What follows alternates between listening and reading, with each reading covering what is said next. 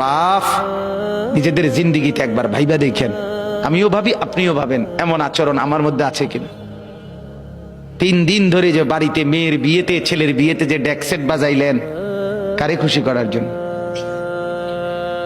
হ্যাঁ, 1 লক্ষ টাকার গেট, এরপরে গায়ে হলুদের এই নগ্ন অনুষ্ঠান কার জন্য করলেন? বেড়া বেড়ি সব, যুবক যুবতী সব একই মাইক্রো প্রাইভেট কারের ভিতরে যাতাযাতি করে বহাইয়া একখান থেকে একখানে নিলেন, কার জন্য? পুরা প্যান্ডেলের ভিতরে একসাথে বেড়া বেড়ি একত্রে খায়, নাচে, গায়, ফুর্তি করে, কার জন্য?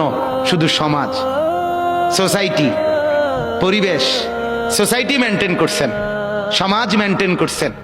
ছেলেরা চাইছে, মেয়েরা চাইছে, বাচ্চারা চাইছে, এতে হেতে চাইছে, তো মালিক তিনি কি চাইছিল?